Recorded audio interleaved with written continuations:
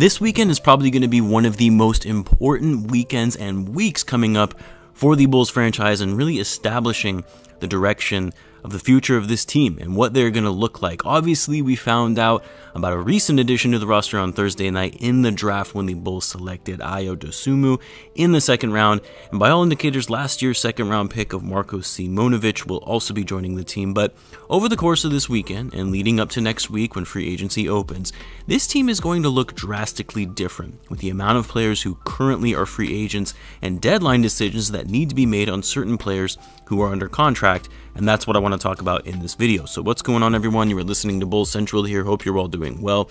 Guys, we have had a lot of new subscribers this week, so just want to say thank you and welcome to all of you who are new to the channel. I upload daily Bulls content, so it's a great place to watch if you're a Bulls fan or if you're just an NBA fan in general. I'll continue with the uploads all off season. But anyway, so the NBA draft has come and gone. The Bulls walked away with what I think was a solid pick for number 38 in Dosunmu. The fact that he fell that late in the draft was shocking to me, and I think the Bulls really got a steal in that one. But with the draft being over, it's now time to start looking ahead to free agency. Now, I will say I was a little surprised the front office didn't make any additional moves on draft night, specifically as it relates to trades.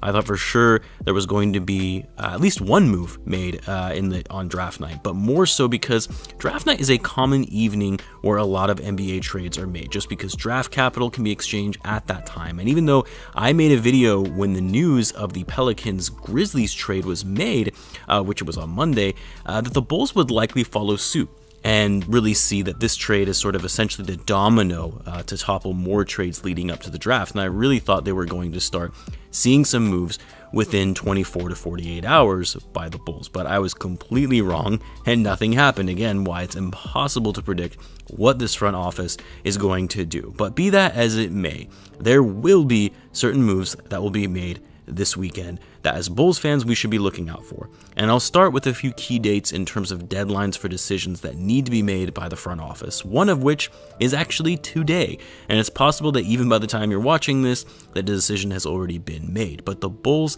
have until the end of the day to decide whether or not to exercise the team option of Ryan Arcidiacono's contract of $3 million for the final year of his deal. Now, I think there is no question that the Bulls will not be exercising this, especially now after drafting yet another guard. And the fact that Archie for $3 million just doesn't really make sense when you're looking to be as flexible as possible with your salary cap. So I think it's a foregone conclusion that Ryan Arcidiacono will not be returning to the Bulls.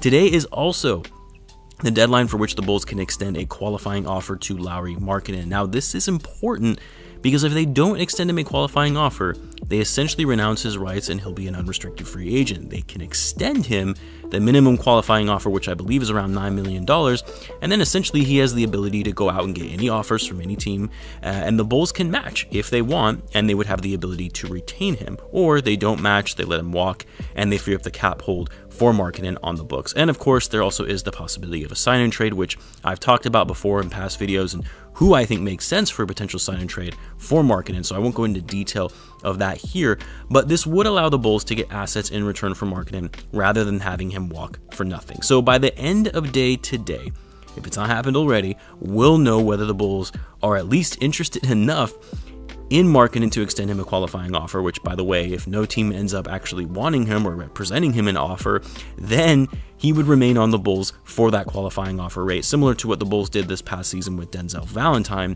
in extending him a qualifying offer last offseason.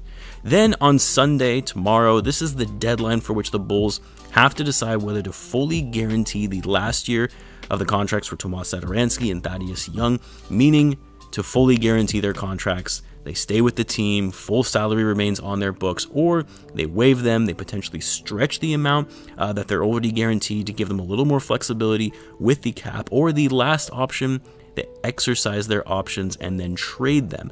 Now, in a perfect world, for me anyway, you would find a trade partner for Satoransky, or include him in a trade package that would net you a starting point guard.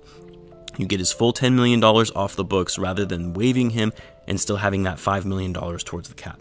For Thaddeus, I personally think that it would make more sense to exercise the final year of his deal.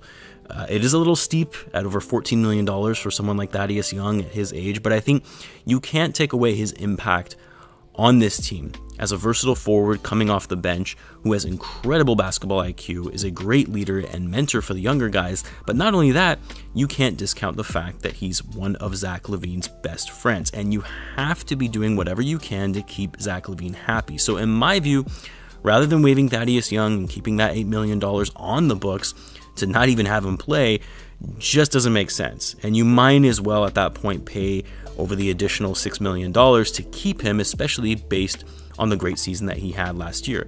Unless, of course, you can trade him. You can get something in return, and you remove that whole entire $14 million of his salary.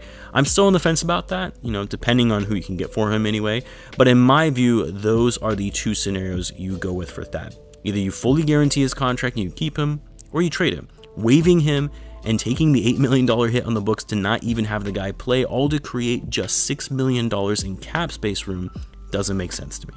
It would be different if Thaddeus was completely useless and playing like Felicio out there. Then yeah, you do whatever you can to get his contract off your books, even if it means waiving him and stretching out the salary hit. But no, Thaddeus is an impactful player for this team. So those are the things that we will know by the end of this weekend, and what the fate will be for Ryan Archie, I think gone, Lauri Markkanen also likely gone, Satoransky again gone, and Thaddeus Young, I hope that he stays. And then on Monday, free agency officially opens at 6 p.m. Eastern Standard Time, in which teams and players will officially be able to contact other teams and start negotiating contracts. Now, for the Bulls, they have a lot of free agents that were on the team this past season that they'll need to decide on. One, of course, again, Lauri Markkanen, who's a restricted free agent. I think Lauri is probably the biggest one and most likely the biggest shift if the Bulls choose to move on from him, especially after his rookie season when it was thought that he was going to be a franchise cornerstone. Then you have Felicio. I feel bad for the guy, but thank God we are finally getting off his contract that Garpax thought for some reason was a good idea. Denzel Valentine will also be a free agent, another thank God moment, as I don't see any way in which the front office extends him another offer, and if they do, I will seriously start questioning their judgment. Javonte Green will also be a free agent. This is an interesting one because Green actually played pretty well when given the opportunity towards the end of the season. I think it's unlikely he comes back, but it's possible you can get him for a very cheap deal considering he was playing on the veteran minimum salary last season of $1.5 million. Then you also have Garrett Temple. He'll be a free agent. It'll be interesting to see how the front office also plays this one out because Garrett Temple was actually a very solid free agency signing last season for only $5 million. His veteran IQ and leadership on the court was greatly noticed, and he often played the most important minutes down the stretch of games because of his defensive ability. He is 35 and likely doesn't really make sense for this Bulls roster long term. However, if you can keep him for the vet minimum as more of a player coach and coming off the bench, it could actually be a good move for the Bulls to really round out this roster. And then finally, Daniel Tyce.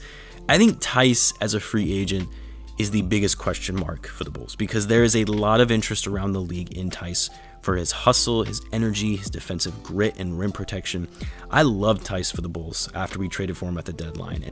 And the good news is the Bulls own his bird rights, meaning they would be able to offer him more money than any other team and also be able to use his salary to operate over the cap. But the fact of the matter is, how much is the front office going to be willing to pay him? How much can they prioritize him over other free agents if he's getting offers from other teams upwards of $14 million? I'm not saying that he'll get that amount, but he very well could, and if that ends up being the case, it's just too much for a guy like Daniel Tyce. And at that point, I think you cut your losses from that trade and let him walk. I personally would love it if the Bulls would be able to keep him, even if it is a little bit of an overpay, as long as it's not too much, because they're really going to need his rim protection alongside Vucevic. And just his energy in general, this Bulls team really needs. That's really what they were lacking all season long. And you're going to need guys that are going to get the team hyped and come out and ready to play every night. So a lot of things could topple this weekend in terms of what the Bulls' future could like, some of which we'll find out today, some tomorrow, and the rest on Monday and throughout the week during the free agency period.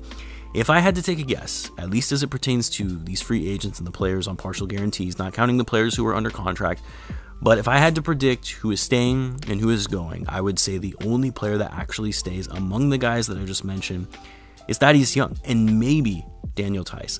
I think all of the rest of the players, Lauri Markkanen, Arcidiacono, Valentine, Felicio, Javonte Green, Satoransky, even Garrett Temple, I don't think we'll be seeing them in Bulls uniforms next season. But that's what I think, though. I want to know what your predictions are on who is staying and who is leaving. Let me know in the comments, and as always, be sure to subscribe as I post daily Bulls content. Thanks again for tuning in, guys, and I will catch you in the next one.